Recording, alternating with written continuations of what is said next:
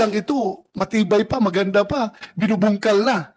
Tapos yung sirang-sira na kalsada doon, hindi ginagawa, hindi inaayos. Diba lang yan gagawin ulit. So ang question ko rito, when there is a public works like roads, what are the warranty periods? And also for bridges, I raised this last year, the collapsing bridges. So what are the rules on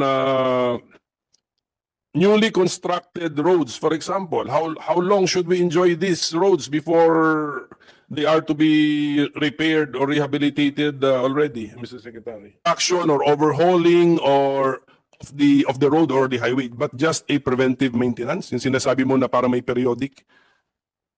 Your Honor, it can be both. Actually, it can be both preventive maintenance and reconstruction. It can be both po. Yung nakikita natin na ginagawa sa mga kalsada natin ngayon. As I said, the preventive maintenance is ito is actually to lengthen the lifespan of the road, but the reconstruction is to be it's a new.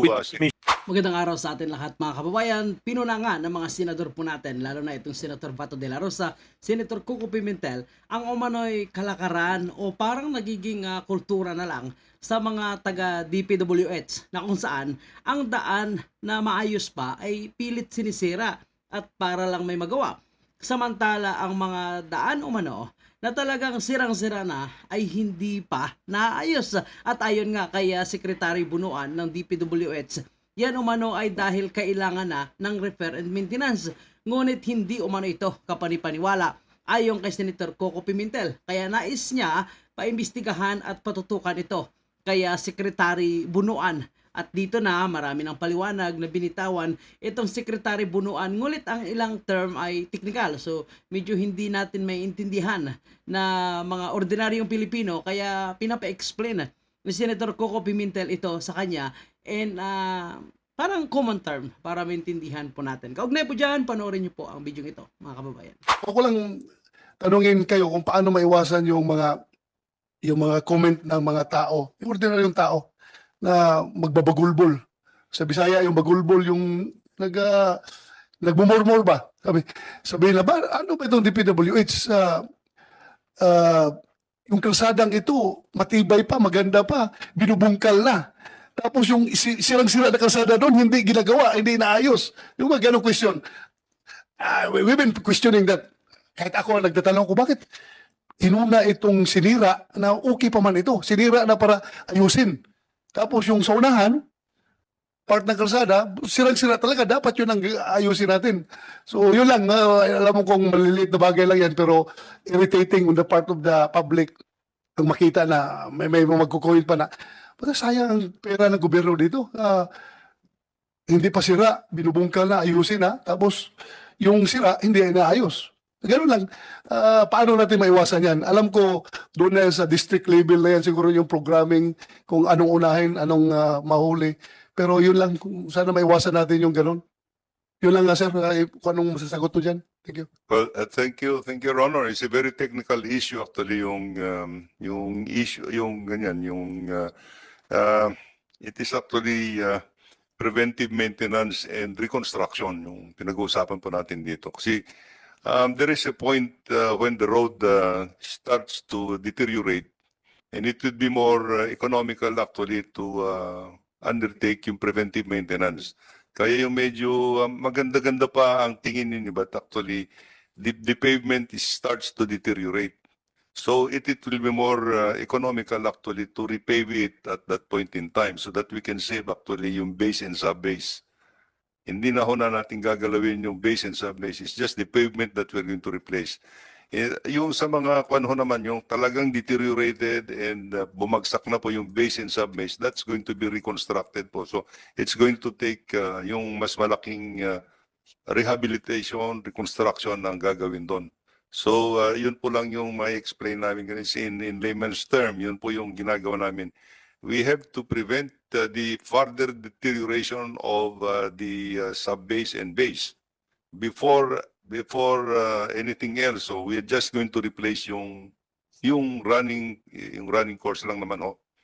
Now, yung talagang bumagsak na po, yung nakikitang talagang worst na worst, that has to be reconstructed. I think law student pa lang ako, sumulat na ako sa letter to the editor dyan sa Inquirer. I think it was the time of Vihilar. Nakita ko kasi sa Marikina, ganda pa yung daan sinisira na. So, and I was also, the answer was also a very technical answer. So, mahirap paniwalaan eh. I mean, it goes against the inputs of our senses, di ba? Kita na mata mo, ayos ba? Sasabihin sa'yo, senses, ilalim bulok na yan. And yet, may nakita ka man na tunay na bulok na, hindi naman in-actionan. So, siguro this shows the different levels of vigilance among your people, Secretary. Why? And can you explain? Wala ba kayong circular dyan to tell everybody na this is the flow chart? Ganito pa lang, gawin nyo na, check nyo na. Para the practice or the reality does not go against the theory that you are giving us. Yes, Your Honor, I think the department over the years, actually during the time of Senator Mark now, meron no yung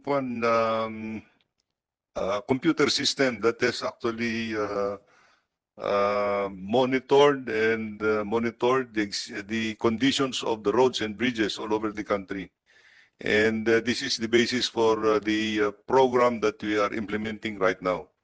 We now have a good inventory of the conditions of the roads and the bridges as well, Your Honor. So,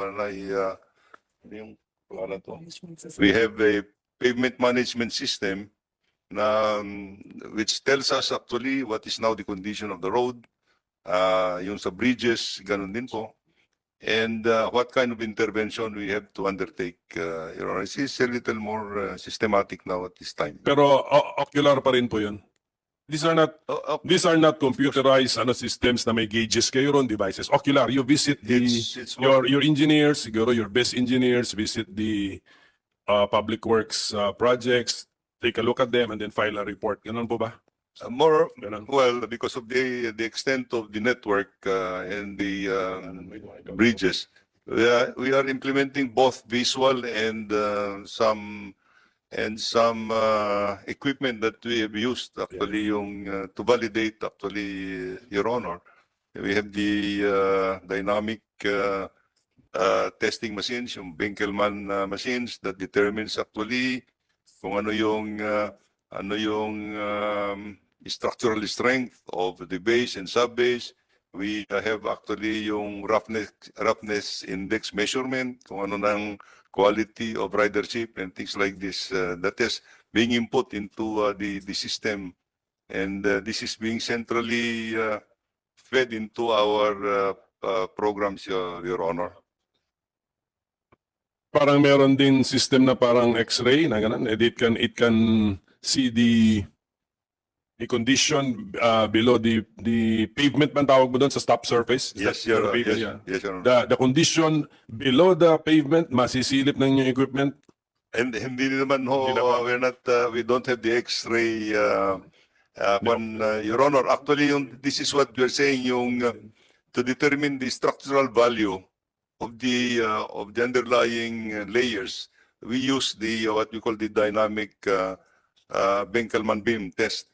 Ito yung madidetermine mo po kung ano yung structural value. Residual value of residual and structural value of the underlying structures.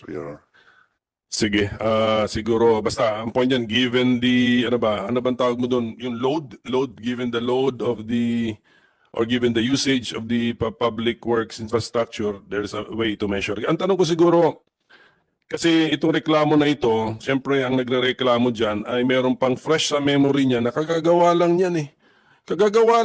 Gagawin ulit. So ang question ko rito, when there is a public works like roads, what are the warranty periods? And also for bridges, I raised this last year, the collapsing bridges. So what are the rules on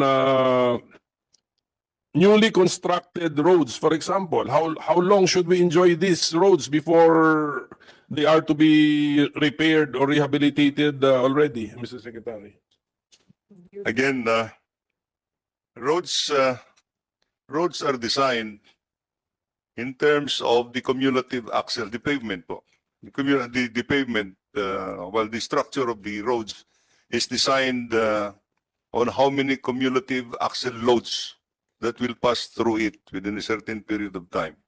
Ang parameter ho that I can remember that we have been using is actually when you design a road, it should be for asphalt pavement. It should be designed for 15 years at least. For 15 years yung economic life. But depending on the number of axle loads that will pass through it. For concrete roads, Your Honor, it will be about 25 years. Again, it is also designed in the cumulative axle loads that will pass through it. For bridges, I think it should be again about 25 to 30 years. But hindi ho yung axle load ang pinagbabasehan to. It's actually the gross vehicular weight that passes through it over the years. Now, To 30 sa bridges? yes, 25 to 30. 30 years. Yes, years. Years, Your Honor. Having said that, during the design life of these roads, you do have to do routine maintenance almost every day. And then you also have to undertake preventive maintenance so that you can extend the life of the project to 15 years. For asphalt roads, Your Honor, the design intervention would be anywhere between 5 years. 5 years, you have to undertake some preventive maintenance. Of course, yung daily routine maintenance has to be undertaken. And for concrete roads, is anywhere between 7 to 8 years, Your Honor, yung preventive maintenance program niya. In order that you could reach actually the design period. Now, the challenge, Your Honor, is actually, as I said, this is cumulative axle load limits that we are talking about. Ang problema lang natin dito, for now, in the Philippines, we have allowed actually an axle load limit of 13 tons per axle. 13.5 tons per axle. This is one of the highest in the world. 13.5. Per axle, yes. And this is one of the highest in the world. Now, the challenge, Your Honor, is actually how to control. And who determined the axle load? What agency allowed the 13.5 Well, tons per axle? um, BP din? the effort, Your Honor, to control is actually a tri-agency effort. Actually, DPWH is the one measuring. The apprehension, the control of the traffic is with the police, and the imposing of penalties is actually with the LTO. No, but syempre the police will just follow and the LTO will follow the axle load limit, Yes. 13.5. But sabi mo, who allowed the 13.5, which is the highest, one of the highest in the world? It is by law, Your Honor. What law, sir? Para makita namin, because we baka kasalanan din pala ng Congress na pinapayagan natin sirain agad ang mga mga daan natin. Ano law? What law, sir? Republic Act 8974 po. 89.7. Yung anti-overloading law. And I think, di ba nire-revisit it? Subject for We will take a look at the law if the law really is that technical, or maybe it's the IRR which is the culprit, and the IRR is not made by Congress. Your Honor, Republic Act 8794 was, I think it's almost about 30 years Old. 30 years old, and I think House of Representatives has been thinking of looking at it again, because even the penalties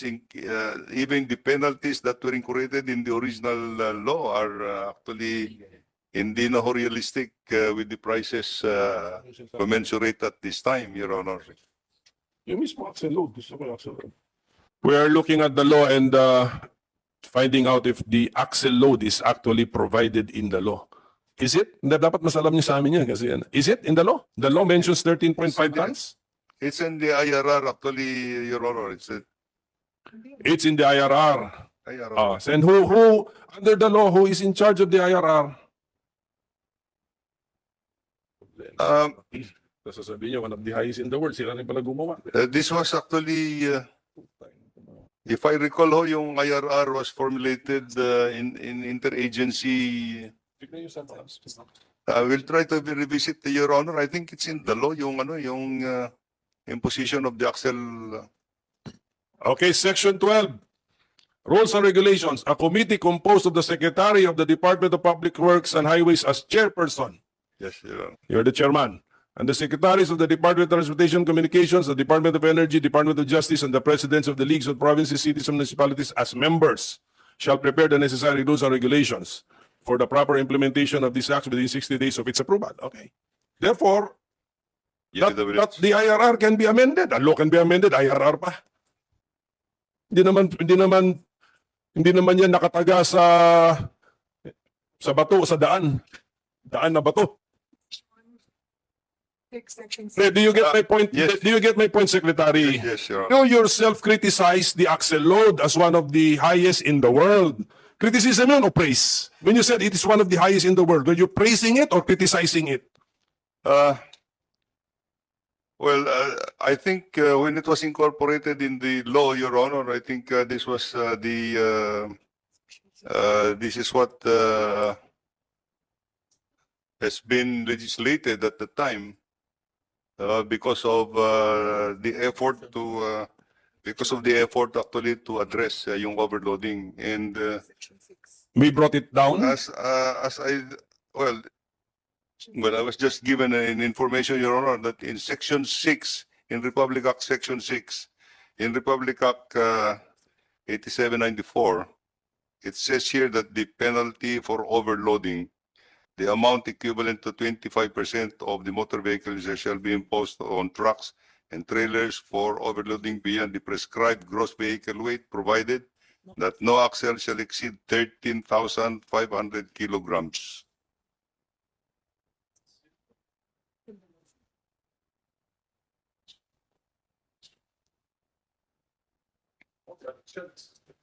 Okay, so ceiling po itong nabigay, ceiling. Yes. Through IRR, you can bring this down. Of course, ceiling. You can bring this down through IRR. You cannot bring it up. Kasi nga, safeguarding tayo, we want to make sure that our public works, especially our roads, will last a longer time. So para hindi tayo gastos ng gastos. You can bring this down through the IRR. Will Provided that no axle load shall exceed 13,500 kilograms. So an axle load which does not exceed that does not violate the law. yes, Your Honor. Tama. So, when you said that 13.5 tons,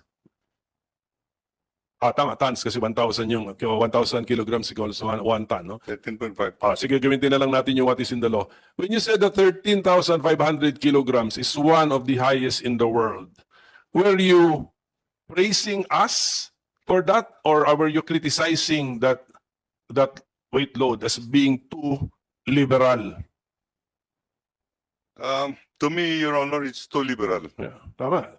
So ang gusto mong sabihin, To me, para hindi too tayo liberal. naglolokohan sa lifespan or economic lifespan ng ating mga daan, dapat realistic din tayo pagdating sa axle load na inaalaw natin na gumagamit sa ating mga daan. Is that a layman's way of putting it, Engineer Secretary? Yeah, of course, yeah, Your Honor. I think I totally agree with your premise. Actually, Your Honor, the other challenge actually here, Your Honor, is how to impose actually the axle load limit.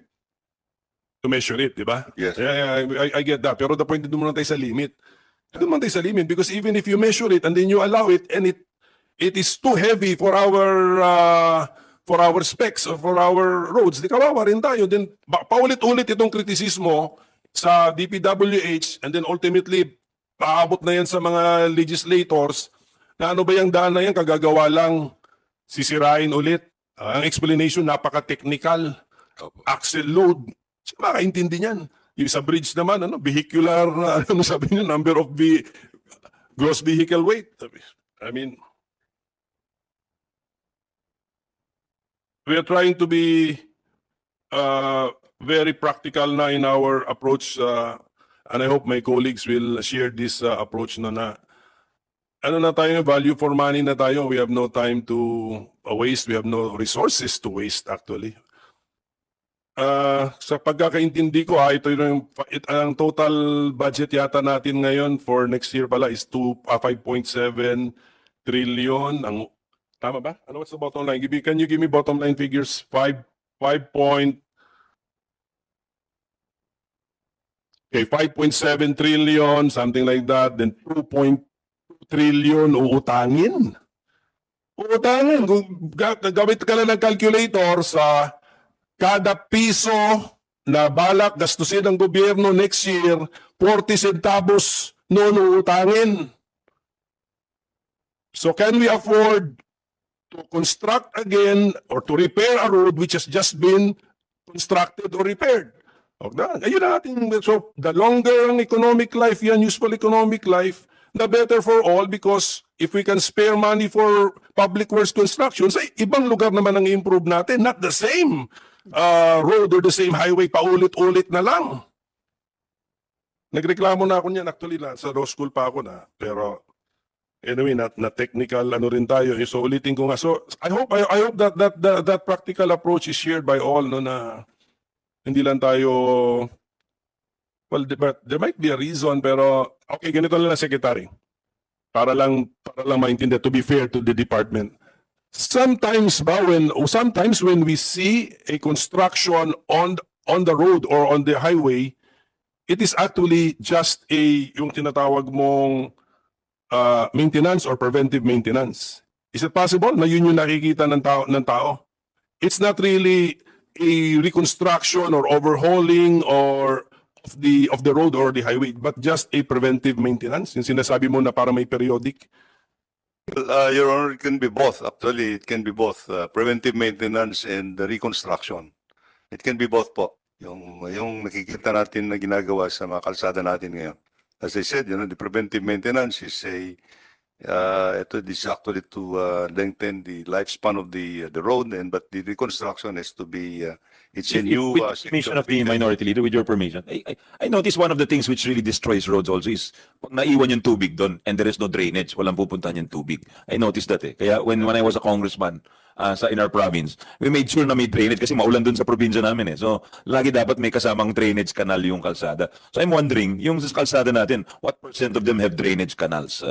Would you know that? Would you have that data, Secretary? For national roads, it's a must actually that we have actually. So required yun. Yes, Required. Your Honor. Kasi sa probinsya, hindi naman, nung araw, hindi naman kasama yun eh. Yun Separate yung programming ng drainage canal eh. And this is part of the routine maintenance that we have So done. kahit konkreto yung daan, walang mapupuntan yung tubig sa gilid, siya naiiwan sa gitna ng Absolutely po, Your Honor. kalsada. Yes. So maybe this is a little peripheral or tangential to the point of the minority leader. Pero because we're just discussing one factor in the destruction of roads, which is the overloading. And by the way, that law you cited is the MBUC Act. It's not the anti-overloading law. Kaya nalito ko. It's the MBUC Act, no? Unless there was an amendment to it. It was sponsored by Congressman Suarez, if I'm not mistaken, in 1999, no? So, ando dun po yung 13,500. And it's a joint responsibility of the DOTR and the DPWH. So, siguro ang tanong, minority leader, na nababantayan ba talaga? Kasi may penalty dun for overloading. Ang tanong siguro, but I don't think you can answer it. Sa DOTR, how often, you mentioned it, how often do you measure the weight of the truck? Di ba? Is it 1 every 10 trucks? Sinusukat. Kasi, hindi mo rin alam, yung 9 pala dun, overloaded, di ba? Di masisira talaga yung kalsada. So that's a question for another department and another day. But thank you for allowing the interjection, Minority Leader. But Mr. Chairman, at least we got the opinion of our current Secretary of the DPWH that this axle load mentioned in RA 8794 of 13,500 kilograms is one of the highest in the world, and he seems to disagree with such a high allowable load limit. So if you can share, if you're ready with your professional opinion, Secretary, what should that recommended weight be given Philippine experience, context, and culture? I-take account nyo na po yan. I mean, we're old enough to know our country, our people, our workmanship, and how we do public works. So, ano po ang dapat natin gawin? I can only remind I can only my information in other countries, Your Honor. For developed countries, the axle load limit axle load limit that had been imposed in many countries is actually anywhere between 9.5 to 11 tons per axle, Your Honor. In Japan, I think it's 10.5. In Japan, it's 10.5. In the US, I think it's 10. And in other European countries, I think they're even limiting it to 9.5.